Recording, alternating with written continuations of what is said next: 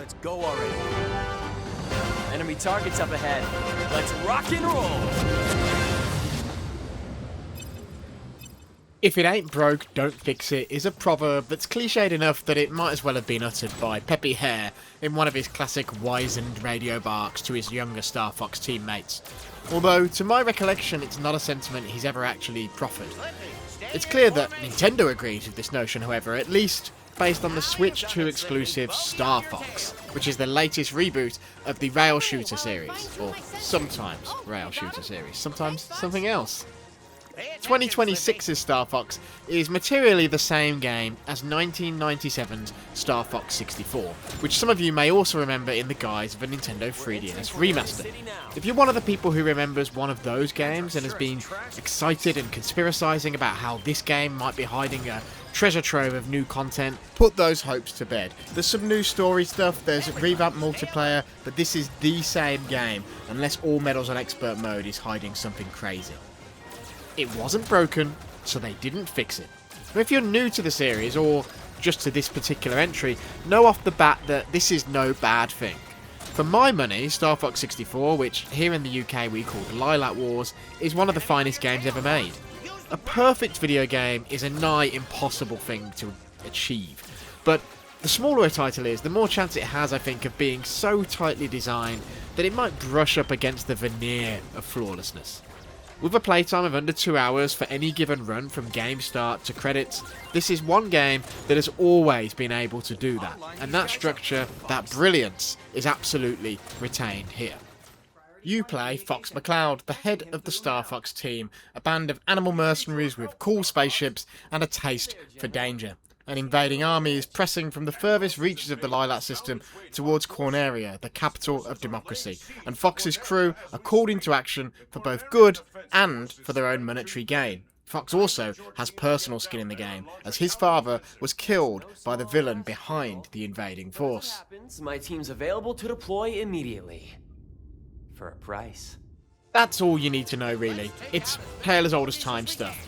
And the fact this narrative is so timeless, and its gameplay likewise, is probably why Nintendo has chosen to remake it so many times. Even Star Fox 64 is narratively a mulligan of 1993's Star Fox for the Super Nintendo, and 2016's Star Fox Zero, a Wii U disaster, likewise treads the same ground. Here, newcomers can experience the best possible narrative onboarding to this franchise and its characters, while experienced hands can enjoy a subtly different take on the story, thanks to new cutscenes, dialogue changes, and subtle translation differences. Now, I have a confession to make. In the 90s, I'd snap photos of the high score screen on like a disposable camera, and then take that to a Photoshop to get them developed, and then put those photos in the post to send them to Nintendo magazines of the day in order to compete on, and occasionally come top of, the leaderboards.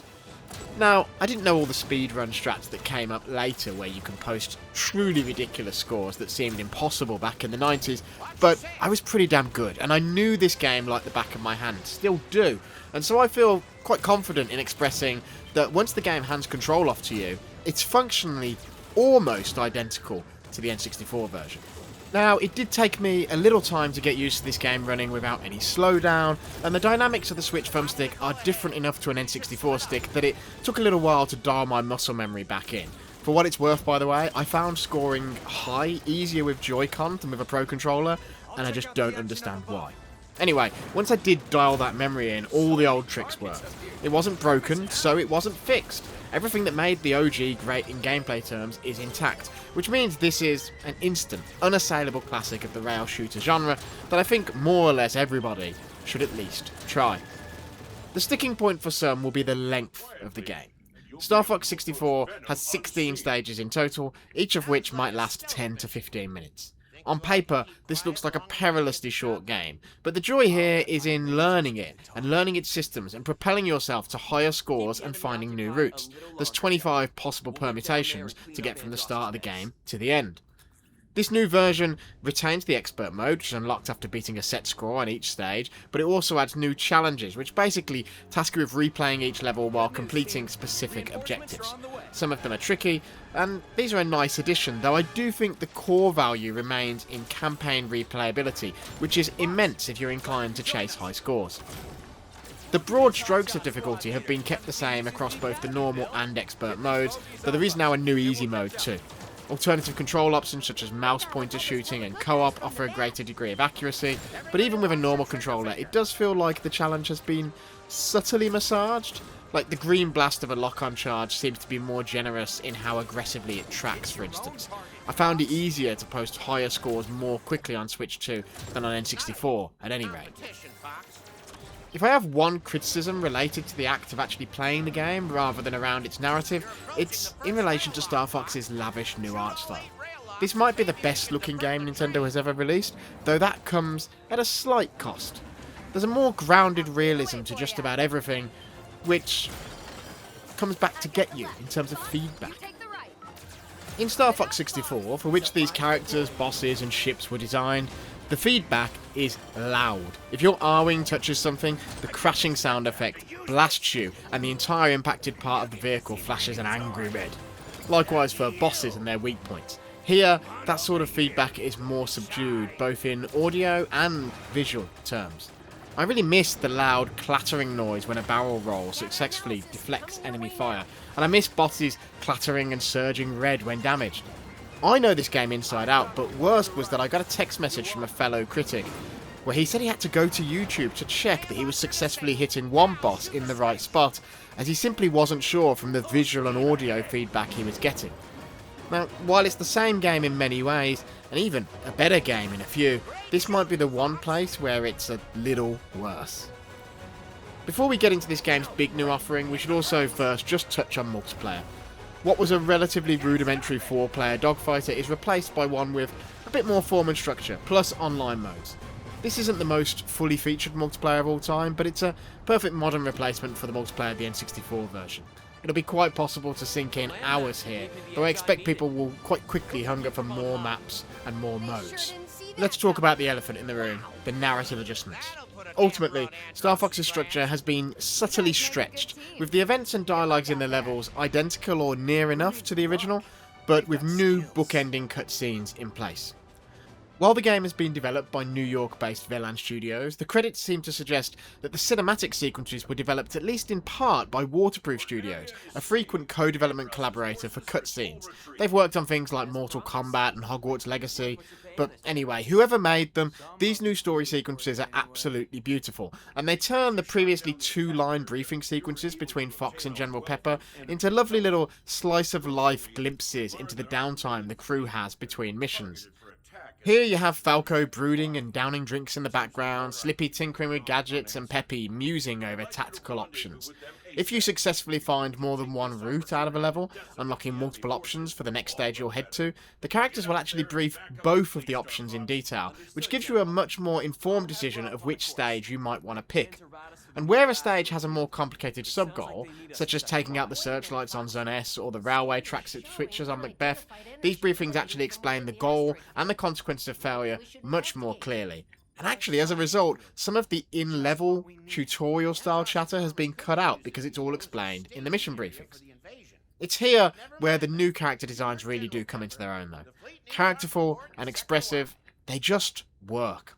First impressions may deceive. These designs are definitely growers over time, I think. And even outside of the Great Fox, where R-Wings and Wolfens are sweeping around, the Landmaster, all the rest, all of those new cutscenes continue to work beautifully. Though the changes that they bring will inevitably split opinion among old fans. There's a couple of shots throughout the N64 original that are one-to-one tributes to movies like Independence Day and Return of the Jedi, which now aren't quite so one-to-one. There's more cinematic originality, I guess, but a touch of the tribute is exercised. One of the original game's most iconic shots, one referenced in a very memorable Smash Bros. Moment, at least to me, isn't present in this remake at all, which really shocked me, and it feels rather weird. So, the new stuff rocks, but sometimes I catch a whiff of sort of throwing the baby out with the bathwater. Some will likely quibble about the new scene's impact on pacing, but each scene is extremely economical and serves a solid purpose as a mission briefing. I think it all works. The voice work is all of excellent quality, though the takes on the characters are different. There'll inevitably be a lot of debate to be had about if some of the more colourful accent and performance choices should have been retained or were better excised. I expect endless chatter about the pirate-like Zone S boss, and the gravelly taunts of Macbeth's train driver, for instance. The less controversial element of the sound design is the new score, which has been gorgeously orchestrated and appears, for all I can tell, to have been recorded live, which is something really special, and it will be something doubtless worth downloading the Nintendo Music app for when it gets fully released. One of the best moments in the game, right towards the end, one of the best changes they make on hard route, is a lovely change to the music for a cinematic touch, and I really, really appreciated that. In all, it's a bit like that old meme from that movie, The Interview. Same, but different. But still same. It's still great, but if you know both or even all three versions, your mileage may vary depending on how much of a stick in the mud you feel about this changes. Aside from those of us greying and achingly old enough to remember those N64 or even 3DS glory days, you 3DS guys aren't as young as you used to be. This is doubtless the best way to experience Star Fox coming in as a newcomer now. It's more modern, more charming thanks to its expanded narrative, and is generally a worthy upgrade to an all-time classic. But me, I'll always just miss that barrel roll pinging sound effect. Maybe we should consider a new recruit.